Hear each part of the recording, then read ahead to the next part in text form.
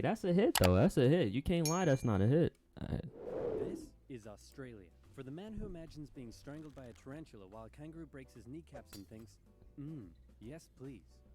For the man who pictures himself being eaten by a snake in the burning outback while eating a Vegemite sandwich. A Vegemite sandwich? Yes, please.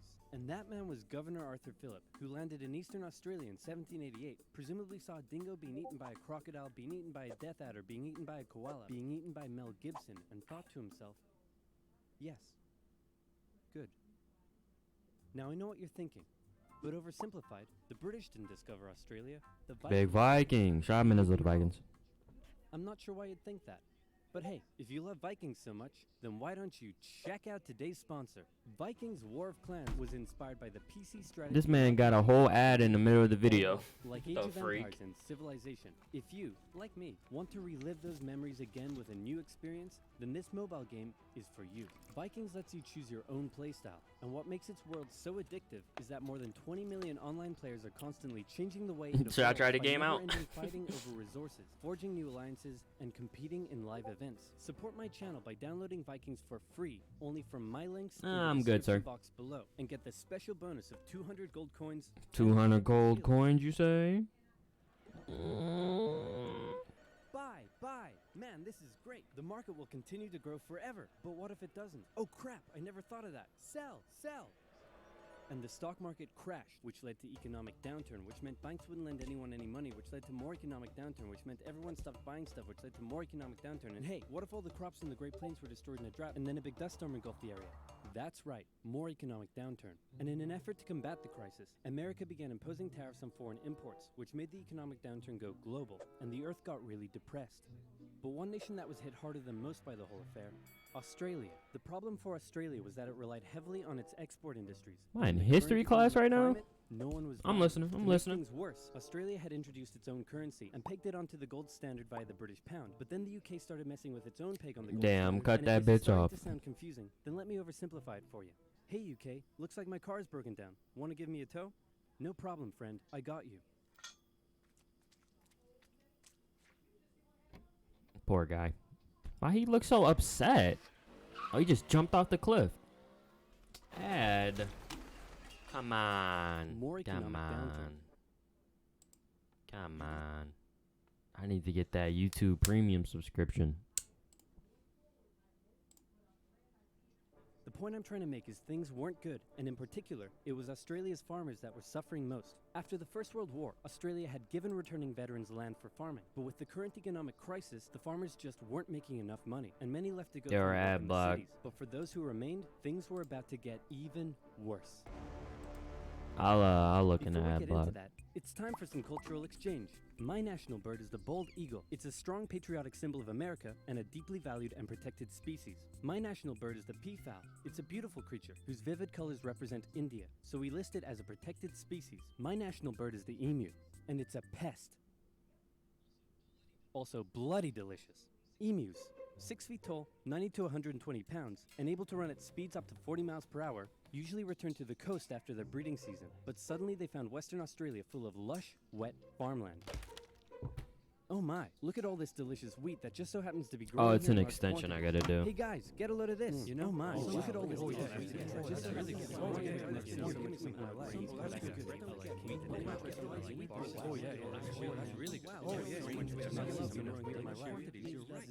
Why they jet off like that? Hey, who left this big hole in the fence? Guys, get a load of this. Oh wow. They smashing.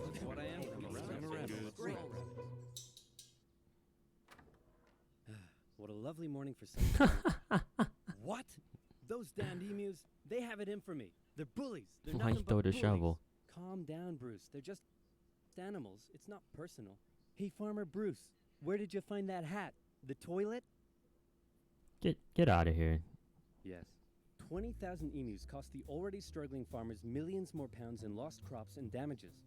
The situation couldn't continue like this. Something had to be done.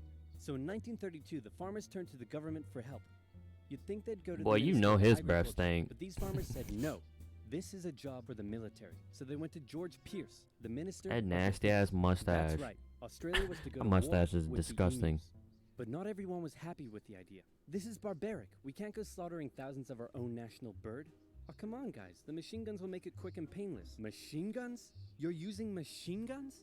This is animal cruelty. Look, I know it's unusual, but it's not like we're poachers turning the birds into feather hats. Think of the benefits. It'll be good target practice for our boys. The government can show it took action. Plus, I can get myself a nice new feather hat. Did I say feather hat? I meant I want to gather chat with you about getting you all some nice new feather hats. Did I say feather hats? I meant I want to wage terror at these emus and turn them all into feather hats. Damn it! Of course, Pierce first made the farmers sign an agreement saying that they would pay for the whole thing and that Pierce wouldn't take any of the blame if the operation, that was clearly very stupid, turned out to indeed be stupid. And the operation went ahead. Major G.P.W. Meredith and his men were sent with 2 Lewis machine guns to hunt down and take out the evil emu population in Western Australia. Target spotted. Damn, Well, clapped his was it ass. an emu? No, sir. It's an emo. Damn it, Jones. Learn your vowels. I'm sorry. Okay, it looks like the humans are coming for us. But check this out. I've come up with an amazing plan. See if you can follow me here, okay? When they approach, we run away. Sir, you're a genius. Pierce sent a camera crew along with the machine gunners to capture some good old propaganda. geez, from motherfucker. Dover, and the first battle took place in November at Campion. The men spotted a mob of emus from a distance, so they set up their guns and opened fire. The emus split up into smaller groups and ran in every direction. The men were only able to kill what they called a number of birds, but the vast majority got away. Cut! He was trying to put that on his YouTube channel. Surprisingly, That's many why. emus were able to take multiple bullets, but still run at full speed to safety. This was a real They event. managed to compare them to tanks, saying if we had a military division with the bullet carrying This is low-key capacity of these interesting. birds, it would face any We army team in the emu. world. Team emo. We need Team to get emo. closer. No, you idiots, not to me, to the emus. Oh, sorry. No. I like it. So next, Man, they tried sneaking pause. up on a large number of emus near a local dam and firing at short range. Maybe the men were just unlucky, but my professional opinion says the emus were magic because both guns jammed after just 12 emus were killed, and once again, the rest got away. Team emo. Cut! They still trying to get their YouTube channel. The men were feeling a little humiliated after slick. losing to a pack of discount ostriches, so they decided to move further south, where the emus were said to be tamer. And this time, they had a new strategy. Okay, Jones, here's the plan. You mount the machine gun in the back, I'll chase the emus, you shoot. Got it? Got it.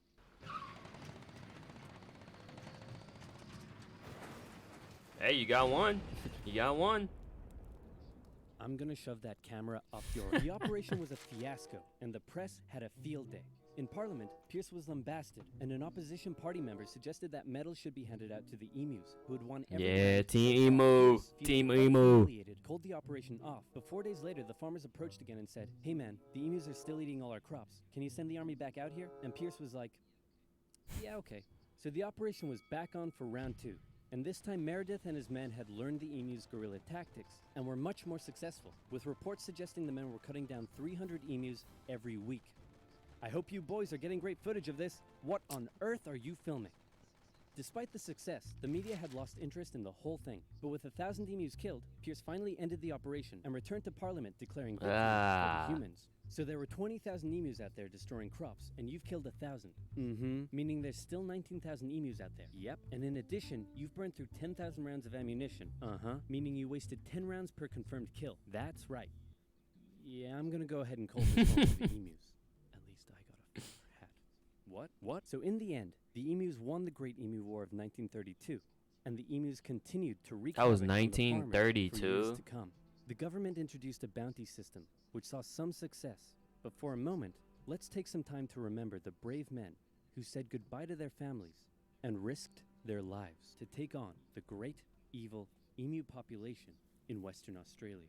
But even more importantly, let's think of the friends they made, the bond they created, and the memories they shared. Oh. You know, that sounds like a copyrighted song, and you know I'm trying to make this a YouTube video, so we just gonna let it do what it do. We still team emo. Still team emo. Still team emo. better Alright, fences. go back a little bit. Solve the emu. Alright. Hey, guys? I solved the emu crisis. Really? How? I just made some better fences. Oh, hell no.